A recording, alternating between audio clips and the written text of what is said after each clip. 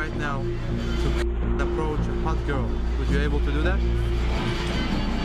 I don't think so. I don't think so. Why? To approach her, ask her the time, perhaps. Yeah. But even then, it would be a bit difficult to do it.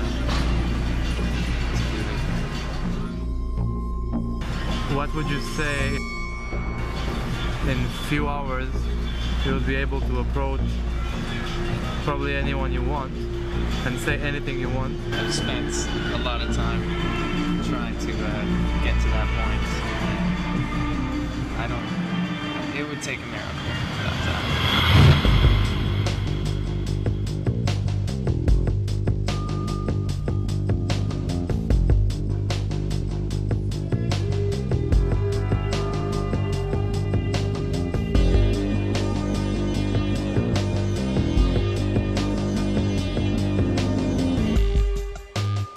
You can be judged by all those around you, and in the end of the day, none of it matters. Only your own idea of you and who you are makes any difference. And on an intellectual level, you can hear this a million times in a million ways, and it'll change nothing. You need to live it. You need to experience it. You need to face your ego directly.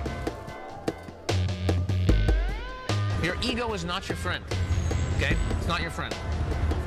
And the only way to really conquer fear in this area of our lives especially, and the rest, is to destroy that ego beast, to literally stomp the shit out of him and remove that ego from your very being, and to set you free to do what it is you want to do.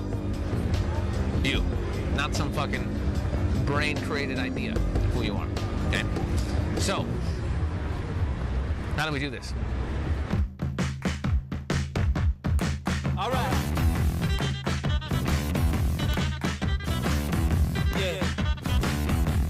You're gonna run up to a pretty girl, you get in front of her, you're just gonna say, excuse me, I don't want to be too forward or anything, but,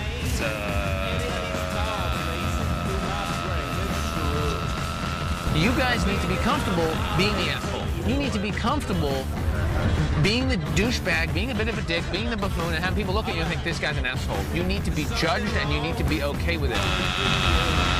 And you're gonna stare at her forever, basically, until she goes the fuck and walks off, okay?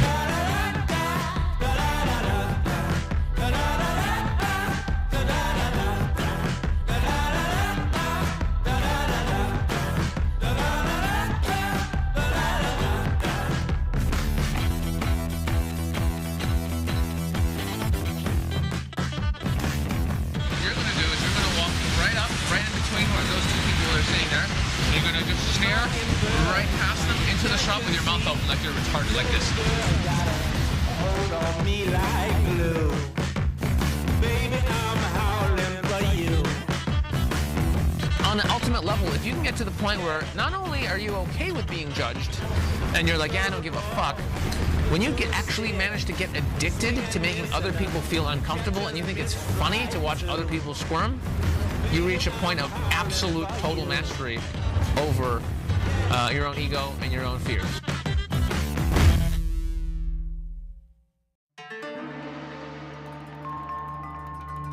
Communication is the responsibility of the communicator, and you are the communicator. Yeah. So, if you're having a lot of boring conversations with boring girls, that means you're not communicating well. That doesn't mean that all girls are boring, and that's a very common and easy cop-out to go, oh, these girls. You know, the girls here are stupid, or it's like, I mean, I can't find a girl who can match me. Bullshit. That's bullshit. Yeah, that means that you are not able to access what's interesting about her. What happens with most guys is that because they're so up in their head and they're worrying about things, their intention is never very clear. They don't really know why they're there or what they're trying to achieve in this conversation. They're just like, I know I need to talk to a girl, I'm chatting and chatting, and hopefully something's going to happen, and I know I should ask for a phone number at the end. Because that intention is so scattered and so unclear and so uncommitted, that then reflects in everything that happens. That reflects in what you say. That reflects in the way you move.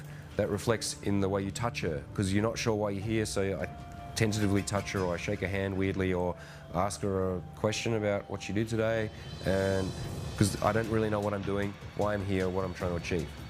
Yeah? When you start boiling it down to very simple and clear and uncluttered intentions, and you hold that internally in terms of what you're thinking, feeling, that will then project. We're going to practice the projection of intent.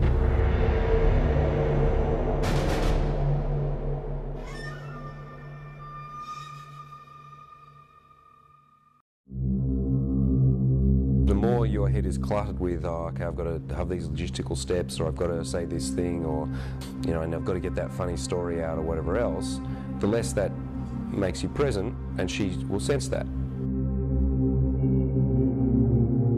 Of course, I mean, while you're in any interaction with somebody, your mind will at times wander off, and you'll be thinking about how you're going to pay the bills, or, you know, what should I be saying next, or whatever else.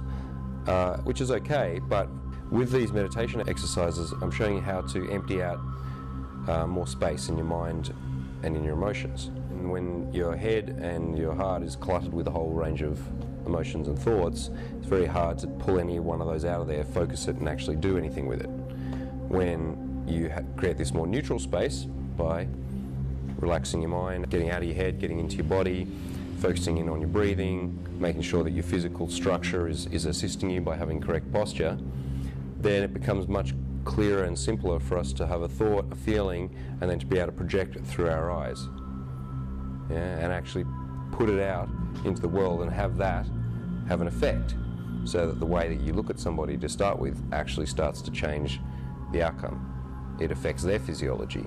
You know, you look at them in a particular way and they start blushing, that's a way that your intent has changed somebody else's body without you even touching them, which is not voodoo, it's just the use of and the power of intention.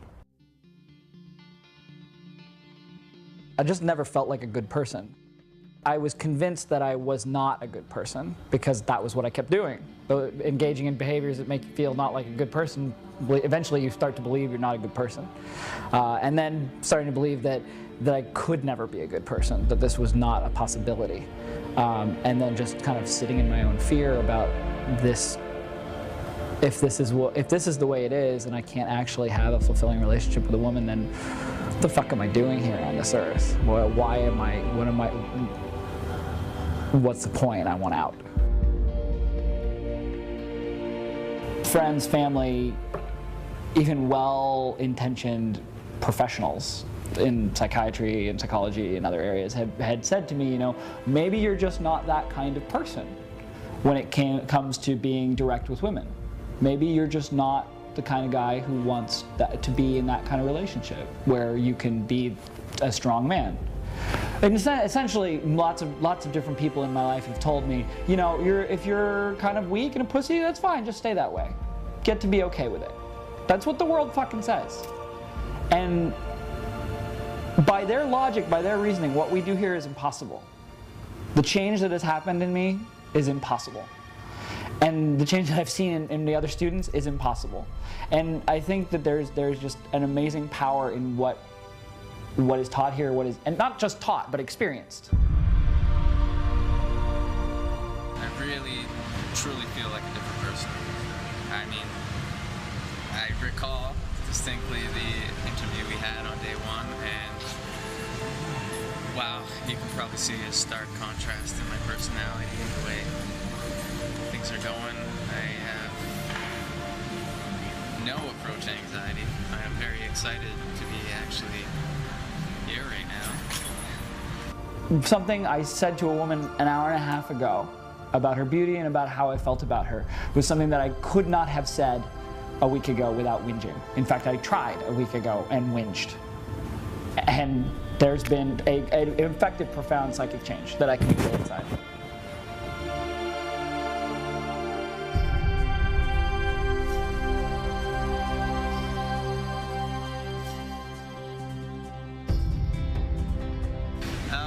Yeah, a miracle has taken place, and yeah, it's going pretty good, pretty unexpected, so I'm very satisfied with the results thus far. This course has taught me that what's important is the connection. What's important is that the woman who makes my heart thump when I see her, I owe it to her to make her heart thump, to go find her and hold that open space to see if she wants to try me on and be present with her in the moment and share love. And I have a date in 20 minutes, so we need to wrap some stuff up. I think that says it all.